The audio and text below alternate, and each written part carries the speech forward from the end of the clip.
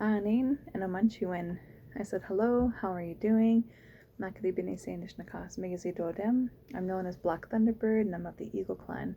Hey, it's Jaime, and today I'm going to talk to you about probably the last kit that I'm going to put out. So we're going to start with a smudge. I'll share about the kit and why I thought of it and to share with you. Using a juniper smudge stick. It smells amazing.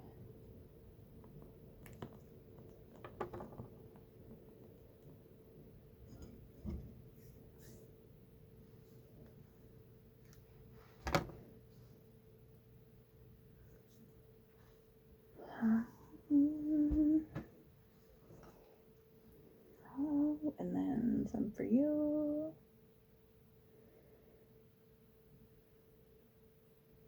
Not too much. Wow, I'm really enjoying the smell of the juniper today, so I'm just going to keep that going for a little bit longer.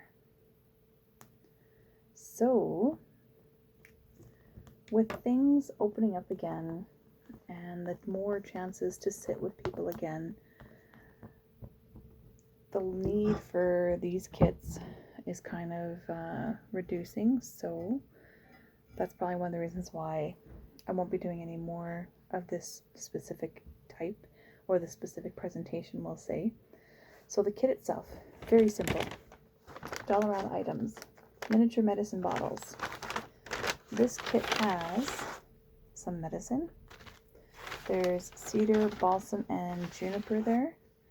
There is some teeny tiny bottles. They're glass, so please be careful. And then a little wrapped up thing of yarn. So the whole idea with this was to make, I'm just going to pop one of these out here. The whole idea was to make a little necklace so that you can carry some medicines with you all the time. And I'm going to give you a task now to find a couple more medicines to include, and then I want you to also find a grandmother or grandfather stone or even a thunderbird stone to include in there. Very small opening, but that's okay. You're going to find one to include there. So this bottle has a nice little bump in here in between the neck, and you can actually take your yarn and make a little necklace for it, and it will stay on. If you had one of those ones that had a screw into the cork would just go zoop, gone, no more bottle. All the effort that you put into making a cute teeny tiny little medicine bottle, unfortunately gone too.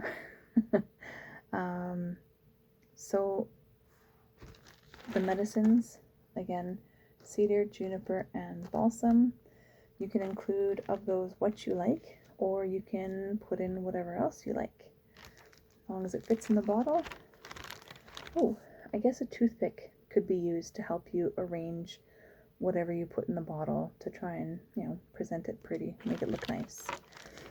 So, one of the reasons why I wanted or thought of this particular kit was because sometimes we receive or we have energy that helps us along, and it comes from different places. And one of those is the little people. In Ojibwe, they're called the Minguinis. If I didn't say it right, send me a note. As someone who did not grow up with the language, I'm doing my very best to try and incorporate it whenever I can. So talking specifically about the little people, if you look at history or you look at stories, there are accounts of little people across every nation. They might have different names, but they are still there. In Europe, for example, they might be called fairies, and maybe they live in the forest. In, what was it again? The Irish. They might like shiny things, hence the gold, and live in different places because of that. the word sprite is actually a French word for spirit. And there's also pixie, and that was Celtic descent. So even across Turtle Island, we have different names. And I can't say all of them because I'm having a hard enough time learning one language. So that's all I'm going to stick to for now. But they share that healing energy, and sometimes they live in different places. They might live near the rocks, or they might live near big open water. Sometimes they'll live deep in the forest. There's actually accounts of a couple places where there's little people villages, and they don't tell you specifically where they are because people try and go look. And whenever you make an offering, I was at a water gathering and they shared this one teaching, and I was like, that kind of makes sense. So that teaching was, once you put out an offering, once you've sang for it, you smudged it, and you lay it all out so that it looks pretty, you don't look back and you don't bother it again. And you want to put it somewhere where no one else is going to bother it. And that's because you want those beings to be able to come and take that offering when they have the time, when they have the chance. And I'll share my one experience with that. I remember I made a bunch of stuff, and I made a little rattle and teeny tiny braid of sweetgrass, and I thought, you know what, we should put an offering for the little people. And I asked my uncle to do it, and he was like, why don't you do it? It's right there, go put it out. And then I remember thinking, was I going to pray enough for it, or was I going to do it right? Was I going to lay out that offering right?